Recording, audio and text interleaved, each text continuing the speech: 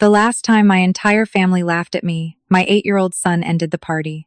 It was my sister Camille's baby shower. Pink balloons, a 3-tier cake, 30 guests in coordinated outfits. Camille looked straight at me from across the gift table and said the line she'd been rehearsing all week. My mother nodded from the cushioned chair like she'd been waiting for it. Guests clapped.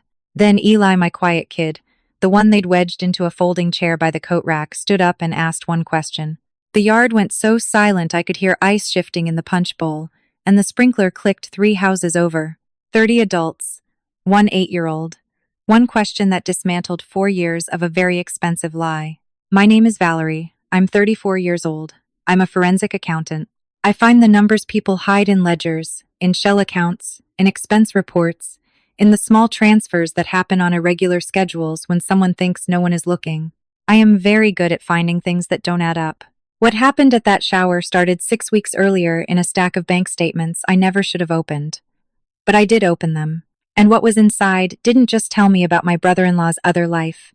It told me exactly what kind of family I had been protecting all these years. Stay with me, because what my son said in that backyard was the most precise thing anyone in my family had spoken in years. And he's 8. He's never taken an accounting class in his life. 6 years ago, my husband left a sticky note on the kitchen counter. Not a letter, not a conversation. 4 words. I can't do this. His ring is sitting next to the toaster. Eli was 2. He kept walking to the front door for a week, pressing his face against the glass. And I kept pulling him back and pretending the sound I made was a laugh. I didn't have a career then. I had half a degree in accounting and a $340 checking balance. So I finished the degree at night. I passed the CPA exam with Eli sleeping on a folded blanket under my desk because I couldn't afford a sitter past 9. By 29, I'd started my own forensic accounting practice, just me, a laptop, and a rented office above a dry cleaner that smelled like chemical lavender. By 34, I had 11 steady clients, a mortgage I was 3 years ahead on, and a son who could name every dinosaur that ever lived. None of that mattered to my family. To my mother, Rhonda, I was still the daughter who couldn't keep a man. To my sister, Camille, I was a cautionary tale proof that she'd made the smarter choice. At a family cookout the summer Eli turned 6, a neighbor asked Rhonda how I was doing on my own. My mother set down her plastic cup. Oh, Val's capable. She's always handled things. It sounded like a compliment. I filed it as one. 3 weeks before the shower, I started knitting the blanket.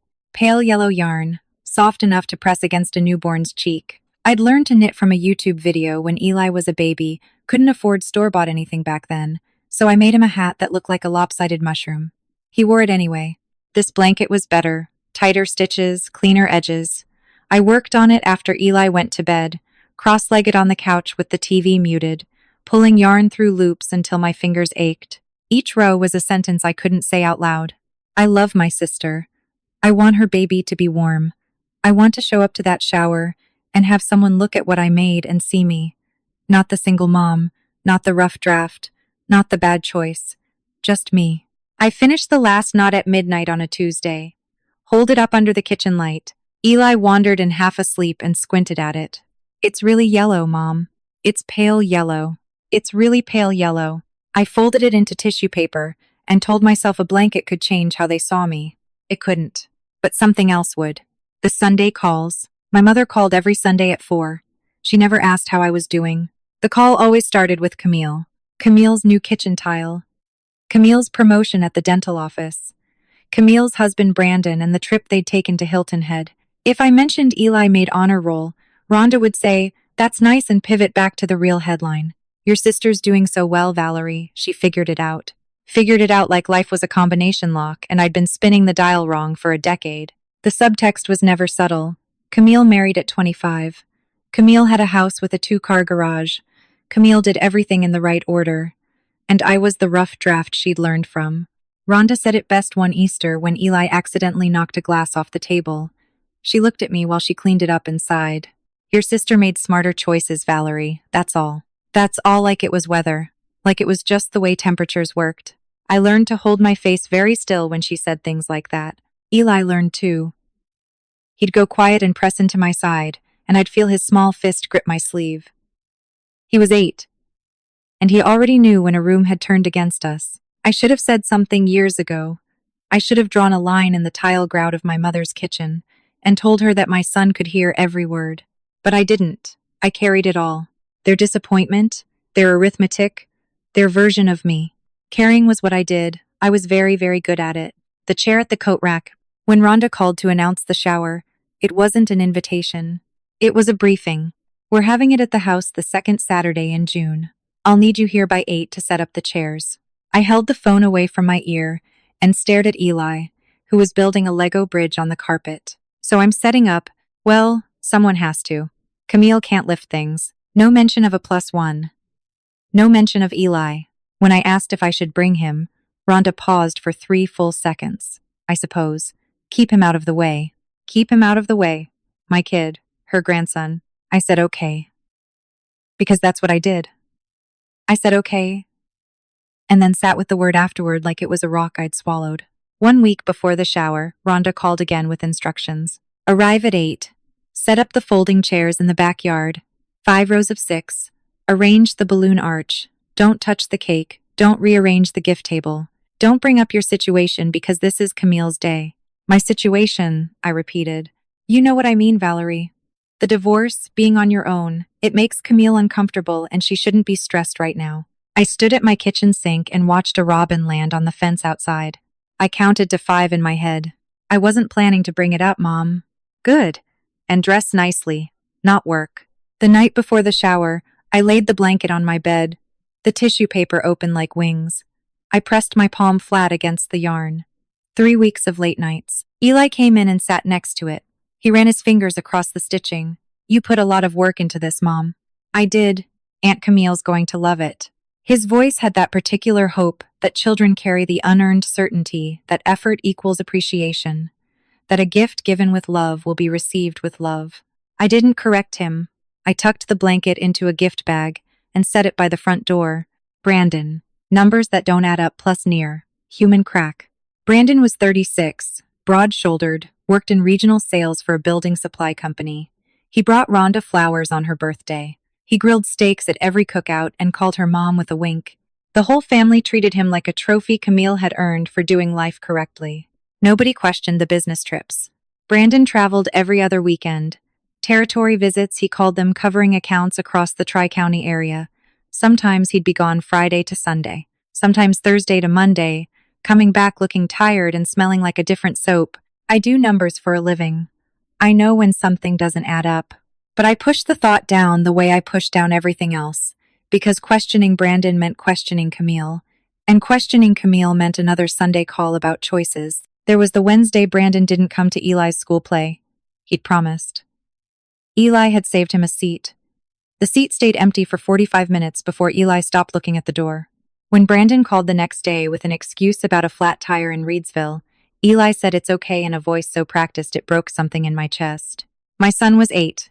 He was already learning to forgive men who disappear. I hated that more than anything my mother ever said to me. Here is the thing I didn't say to any of them. Charm is a column that doesn't reconcile. I've seen it 100 times in fraud work. The people who steal the most are never the ones who look like they'd steal. They're the ones who bring flowers, who grill the steaks, who kisses their wife's temple in front of witnesses exactly 3 seconds, long enough to be seen. I counted. Because that's what I do when I can't control anything else. I count. The receipts and the drawing. 5 weeks before the shower, Brandon called me. Not Camille. Not Rhonda. Me. He needed a favor. He was trying to refinance the house, and the bank wanted organized statements.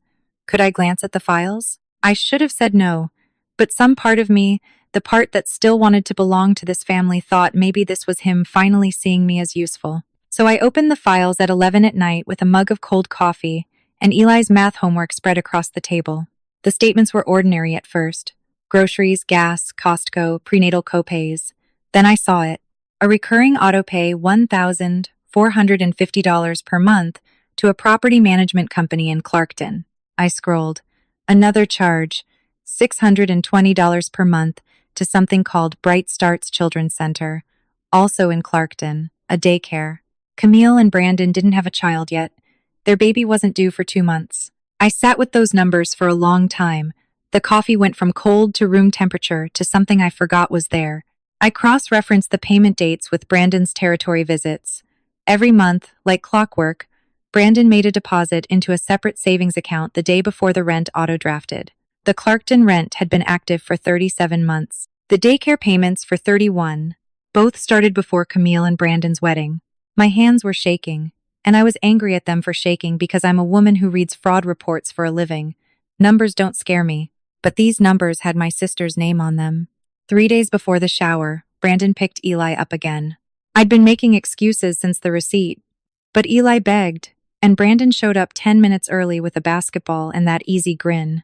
They were gone for 3 hours. When Eli came home, he was quieter than usual. He sat on his bed and pulled off his sneakers one at a time, slow, like he was thinking hard about something. "Mom, can I tell you something?" "Always." Uncle Brandon took me to a house.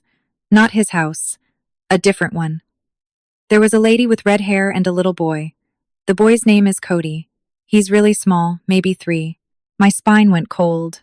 Not my hands. My spine, straight up the center. "Who is the lady, Eli?" Uncle Brandon called her Dana. "She made us sandwiches." Cody showed me his toy trucks. He's got a lot of trucks. Eli looked up at me, his eyes wide and careful. Uncle Brandon said it's a surprise. He said don't tell anyone, especially Aunt Camille. He said it's like a birthday present, you don't talk about it before the day. An 8-year-old can hold a surprise. He can keep a birthday gift secret for weeks, but a secret is different from a surprise. A surprise ends in a smile. A secret ends in a room that goes silent. I sat on the edge of his bed and put my arm around him and said the only thing I could think of. "Thank you for telling me, Eli. You didn't do anything wrong."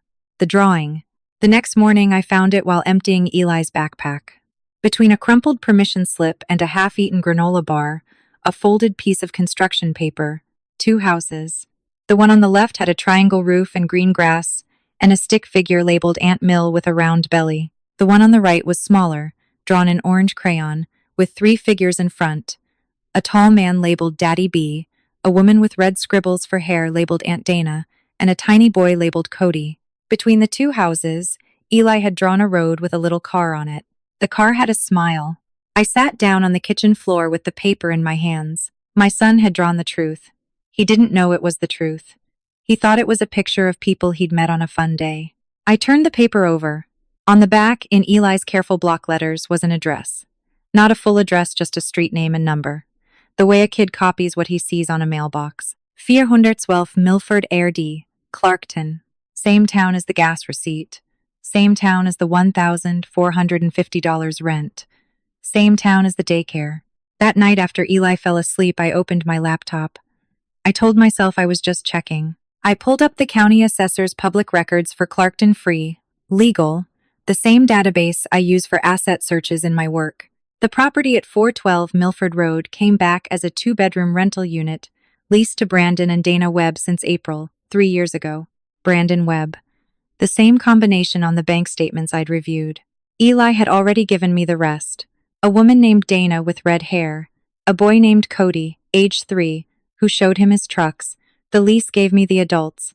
My son gave me the child. I did the math I didn't want to do. Cody was 3.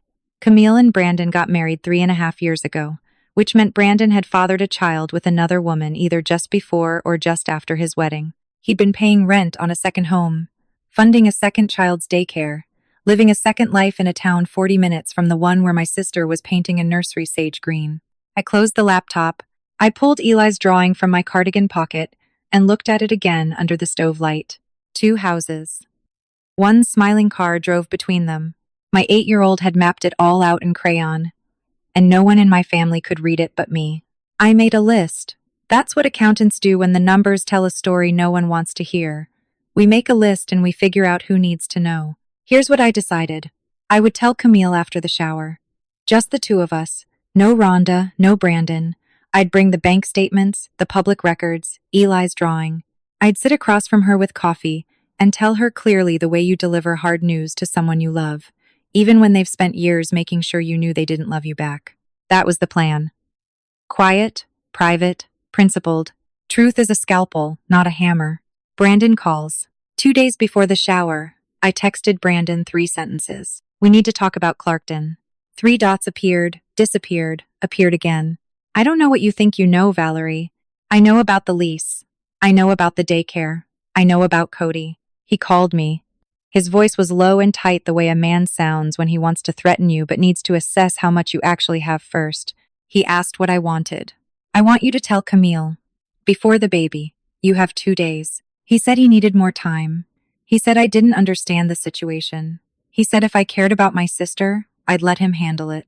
I said, handle it the way you've been handling it for 37 months? He hung up.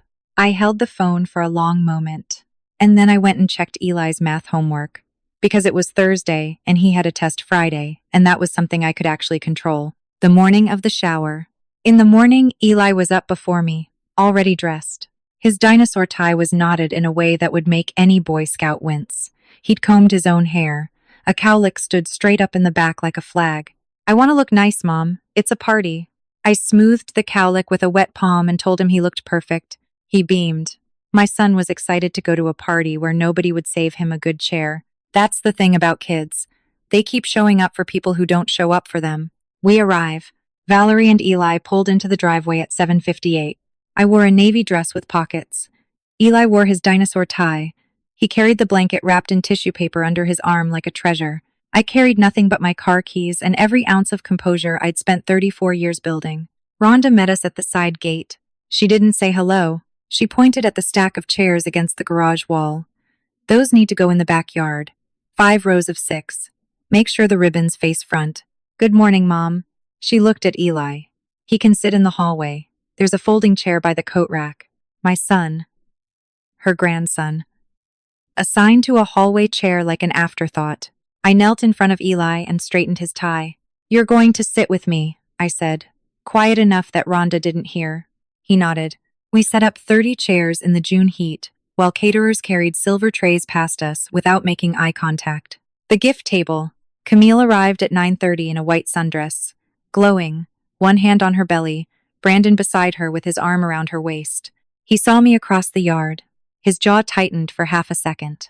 Then the grin came back. Practiced. Perfect. The gift table was a monument. Stacked boxes from registries. A stroller still in plastic. A cashmere sleep sack. A white noise machine that cost more than my first car payment. Bags with curled ribbons. Envelopes with checks. I set my gift at the end of the row. It looked exactly how I knew it would look: small, soft, wrapped in slightly wrinkled tissue paper from Eli carrying it under his arm. When Camille reached my gift during the opening, she pulled back the tissue paper and held up the pale yellow blanket between 2 fingers. The way you check fabric at a clearance sale. Oh, she tilted her head. Homemade. That's so you, Val. She set it on the chair behind her, not on the display table with the other gifts. On the chair, like a napkin she'd deal with later. 2 women beside me exchanged a glance. One pressed her lips together. Eli's hand found mine under the table and squeezed. 3 weeks of midnight stitching. Every row of pale yellow yarn sitting crumpled on a folding chair while Camille held up a $200 swaddle set and the room erupted. I squeezed Eli's hand back, kept my face the way I'd trained it to be. Still, the pocket, somewhere in my cardigan pocket, folded next to my car keys, was a drawing of 2 houses and a car with a smile. And the word complete which Rhonda had just used in her toast, lifting her champagne glass, her voice carrying across the lawn, was about to become the shortest joke in the room. To Camille and Brandon, she'd said, a real home, a real partnership, a complete family. She paused completely and let it sit. I felt the word land on me like a hand pressing my shoulder down. Complete. As opposed to what? Incomplete. Broken. Me. Eli leaned close and whispered, Mom, why does Grandma keep saying that word? I put my hand on his knee. Sometimes grown-ups use words to say 2 things at once. That's confusing. Yeah, baby, it is. The advice round. The dig started during the mimosa round. Camille's friend Kelsey, the one with the blowout, and the loud voice leaned across the table and smiled at me with all her teeth. So Valerie, still single? Anyone on the horizon? Before I could answer, Rhonda cut in from the kitchen doorway. Valerie's focusing on Eli. That's enough for her. She said it like she was defending me. It didn't feel like defense. Another woman, Brandon's cousin, I think, tilted her champagne glass toward Camille and Brandon. You 2 are just the cutest. Camille, you really found a good one. Camille beamed. Brandon put his hand on her back. His phone buzzed in his pocket. He didn't check it, but I saw his hand drift toward it and stop. Then Rhonda's friend Diane patted my arm. Some of us just attract the right kind of man, Valerie. It's not luck. She said it like she was consoling me at a funeral I was attending for my own life. Eli sat beside me in a chair that was too tall for him, his feet dangling 6 inches off the grass. He'd been quiet the whole time, watching the adults with that careful cataloging look he gets when he's processing something. A woman I didn't know cooed at Camille's belly and said, "Your baby is going to have the best life. 2 parents, a beautiful home, everything." She looked at me when she said everything like I was the counterexample. Eli tugged my sleeve. "Mom, can we go soon?" "Not yet, honey. They keep talking about us." He was 8. He could hear it all. And I was sitting in a backyard full of people who used my life as a cautionary tale between sips of mimosa. Rhonda's toast. At 2 o'clock, Rhonda stood up with a glass of champagne and clinked it with a fork. The yard went quiet. 30 faces turned toward her. She was wearing the blouse she saves for church. Cream, pearl buttons, hair set like she'd been to the salon that morning. "I want to make a toast," she said, her voice carrying across the lawn the way it does when she has an audience. "To my beautiful daughter Camille, and to Brandon, who gave her everything a mother could hope for. A real home, a real partnership, a complete family." She paused completely and let it sit. I felt the word land on me, like a hand pressing my shoulder down. "Camille, sweetheart, you did it the right way. You built something strong, something lasting, and now you're bringing a baby into a family that's whole." She lifted her glass. "To the Webbs. To the Webbs." 30 voices echoed. Glasses clinked. People drank. Brandon kissed Camille's temple. His lips pressed there for exactly 3 seconds. I counted. 3 seconds of performance. After the toast, Rhonda made rounds accepting compliments on the party. "Such a beautiful family, Rhonda. You raised her right." Rhonda beamed. She didn't look at me. She didn't look at Eli. We were 3 feet away, sitting in the same row of chairs, and we might as well have been in the parking lot. The line, Kelsey organized a game Guess the Baby's Birthday. Pink index cards. While everyone wrote dates and giggled, Brandon's phone buzzed again. He pulled it out, read something, and typed back, "Quick." His face tightened for half a second around the eyes. Then he pocketed it and put his arm back around Camille. Nobody else noticed. Eli noticed. He leaned over and whispered, "Uncle Brandon looks worried, Mom." "Shh, baby." But he does. Then it happened. Kelsey had set up a card station where guests wrote parenting advice on pink index cards. She read one aloud, "Sleep when the baby sleeps," and the yard laughed. Then she asked Camille, "What's the one thing you're most excited about?" "Being a mom." Camille grinned. She rubbed her belly. She looked at me, not at the crowd, not at Kelsey. At me. I watched the line form on her lips before she said it. "Honestly, I'm just grateful my baby is going to have a complete home. 2 parents. A father who shows up every single day." She paused. The yard was quiet. Then she tilted her head, still looking at me, and her grin sharpened. "At least my baby will have a father." The laugh that rolled through the yard was instant. Not all 30 people, but enough. 15, maybe 20. Some covered their mouths. Some didn't bother. 2 of Camille's friends actually clapped. Clapped. Palms hitting palms. The same sound you make when a comedian lands a punchline. Except the punchline was 6 years of my life, and the comedian was my sister, and the stage was a backyard where I'd set up the chairs that morning. Brandon stared at the grass. He shifted his weight from one foot to the other, the way a man does when he wants to be anywhere else. His phone buzzed in his pocket. He ignored it. Rhonda pressed her lips together and didn't say a word to stop it. She sat in her cushioned chair, the good chair, the one with armrests, and she let the laughter happen the way a judge lets a verdict stand. Then, into the thinning laughter, calm as weather. "Valerie's always been capable of managing on her own," Rhonda said. "Some women just choose harder paths." As if my forensic accounting practice, my ahead-of-schedule mortgage, my honor roll son, as if all of it was simply a lifestyle choice I had made, like picking a harder yoga class. Eli's hand found mine under the table. His grip was so tight his knuckles turned white. I could feel the bones of his fingers pressing into my palm. 8 years old, holding me together. I sat there and let the sound roll over me, the laughter, the clapping, the whispers. And I held my face still, not because I wasn't hurt. I was hurt in the place where you keep the things you've never said to anyone. The deep drawer you don't open in public because if you open it, you'll never close it again. The clapping is what I remember. Not the words. The clapping. 20 adults applauded my sister for using my worst year as her best joke. And my son's hand in mine, holding on like he was afraid the sound would carry me away. Then Rhonda leaned forward in the cushioned chair and said not loud, she never needed to be loud, sit down and be quiet, sweetheart. Not to me. To Eli. My son, tugging my arm, trying to say something. Shut down from 4 feet away without a glance, like he was background noise, like he was part of my bad choice.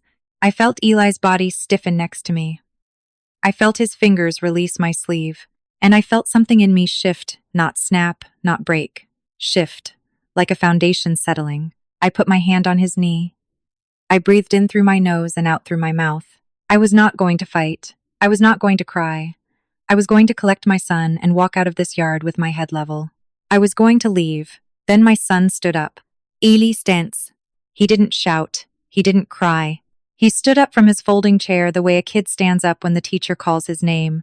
Straight-backed, serious, his dinosaur tie slightly crooked. The yard had been laughing 10 seconds ago. Now, it was just murmuring, settling, people reaching for their champagne and their phones. Eli's voice cut through all of it. Clear, steady, the voice of a child who had been told to be quiet and had decided in the way that only 8-year-olds decide things that the adults were wrong. Aunt Camille, should I tell everyone about Uncle Brandon's other family? The sound didn't stop. It evaporated. 1 second, there were 30 people breathing and clinking and shifting in their chairs. The next second, there was nothing. I've been in conference rooms when a fraud finding is read aloud. I've watched executives go pale.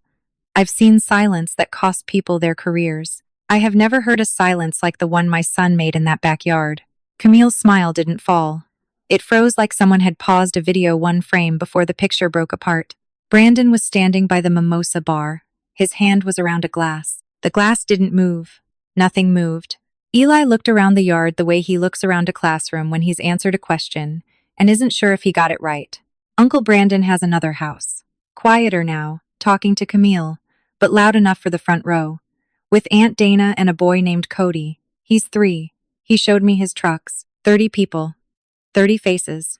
Every single one turning not toward Eli, not toward Camille, toward Brandon. Brandon, whose hand was still on the glass. Brandon, whose face had gone the color of the fondant on the cake. Brandon, who had 2 days to tell the truth and spent them posting photos with 32,000 hearts. Camille gets to the backpack. Camille laughed. It was the worst laugh I've ever heard. High, thin, cracking at the edges like plaster before it falls. What is he talking about? She looked at me, not at Brandon. Valerie, what did you tell him? I didn't answer. I didn't need to. Brandon answered for all of us by moving. He set the glass down too hard. Champagne sloshed over the rim. He took a step toward Eli and stopped because 30 people were watching. And a man who steps toward a child in front of witnesses knows how that looks. He's confused. Kids make things up. He's 8. He heard something on TV. I didn't hear it on TV. Eli's voice was calm. Calmer than Brandon's. I went to the house. You took me there. Aunt Dana made sandwiches. Brandon's mouth opened. Nothing came out. Kelsey put her champagne down. Diane sat here fork on the table. Rhonda hadn't moved from her chair. She was gripping the armrests with both hands. And for the first time in my life, I saw something on my mother's face I didn't recognize. It might have been fear. I drew a picture, Eli said. It's in my backpack. 20 heads turned toward the hallway, toward the coat rack, toward the folding chair where they had sent my son to be out of the way, and the small blue backpack hanging on its arm. Innocent men don't stand up that fast.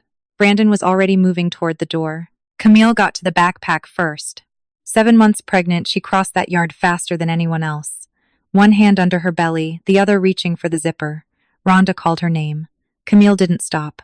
She pulled the backpack off the chair, unzipped it, and the folded construction paper fell out between a juice box and a permission slip. She opened it.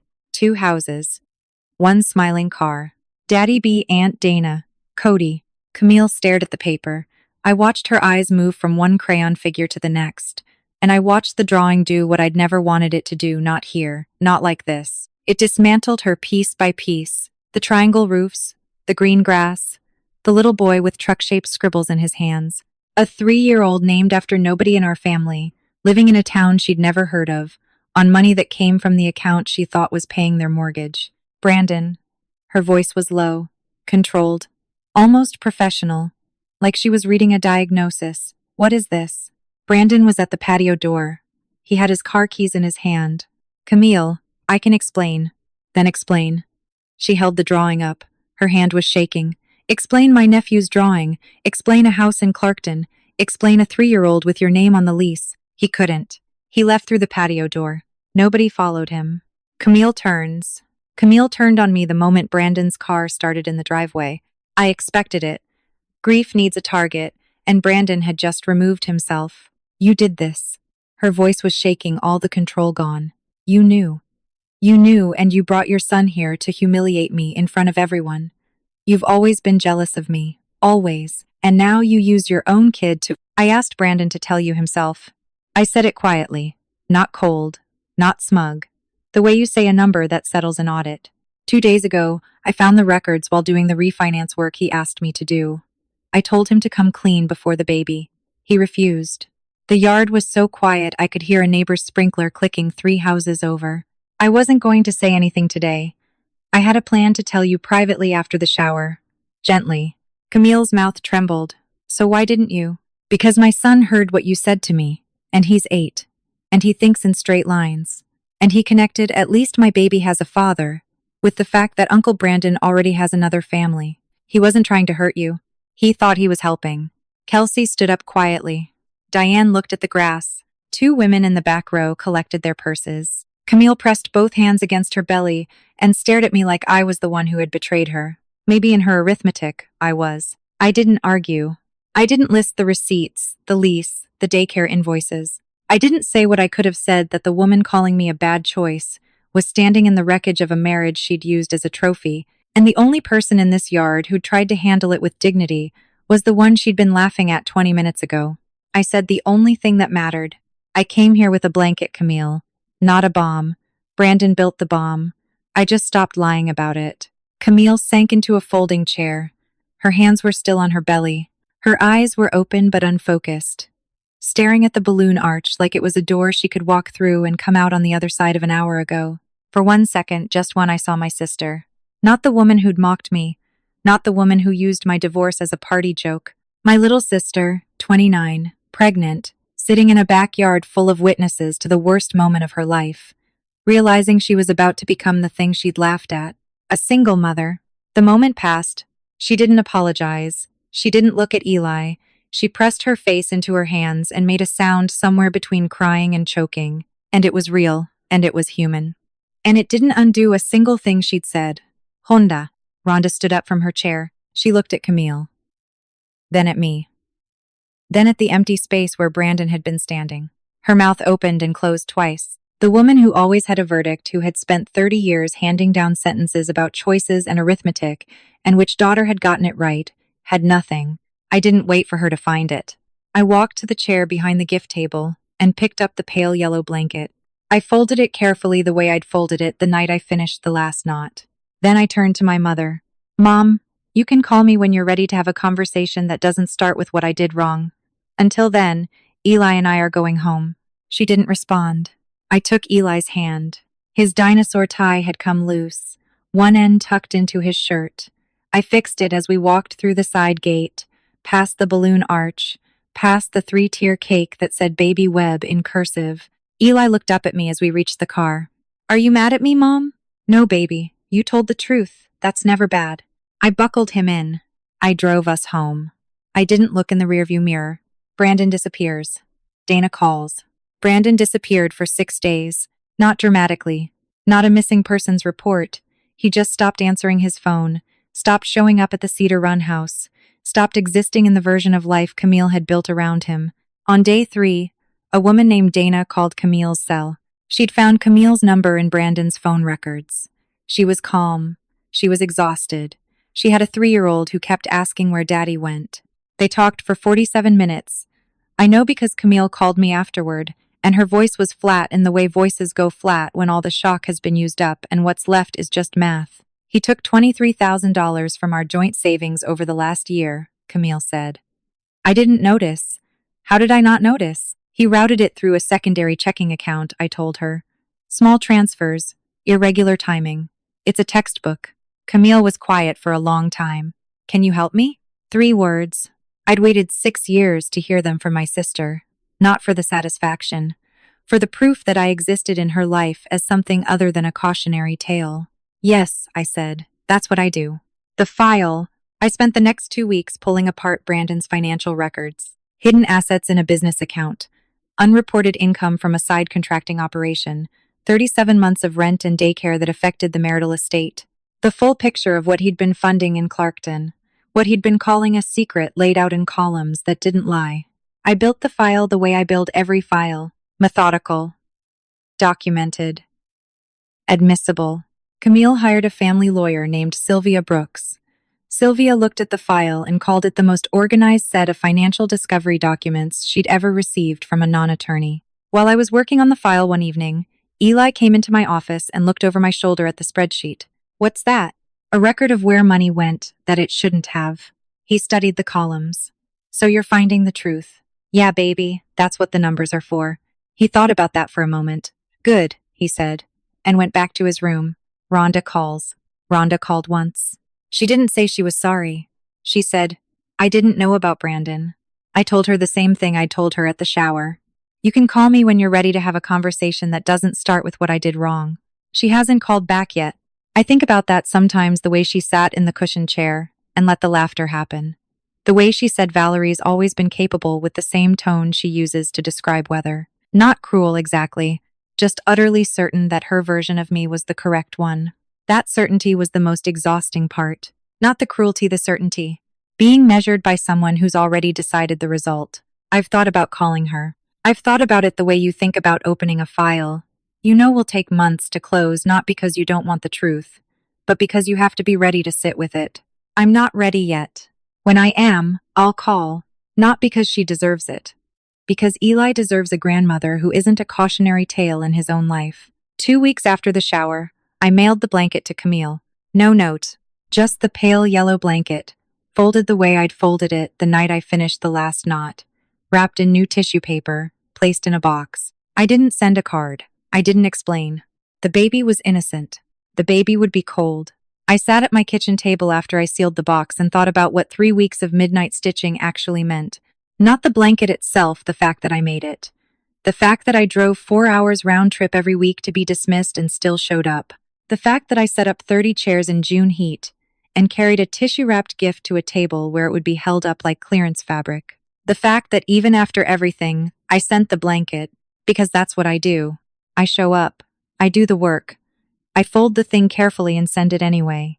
Not because it earns me anything. Not because they deserve it. Because the baby is innocent, and the baby will be cold, and I am the kind of woman who shows up, even when nobody saves me a good chair. Valerie is capably.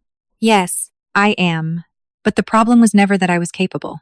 The problem was that everyone got comfortable mistaking my capability for contentment.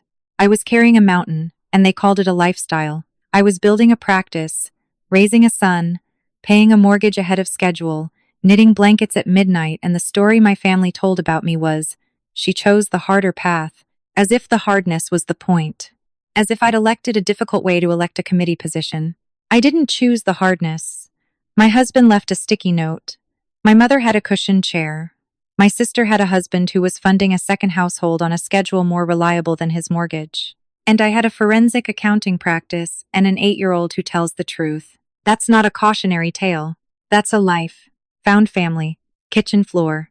That night, after I mailed the blanket, Eli and I sat on the kitchen floor and ate ramen from mismatched bowls. The apartment was quiet.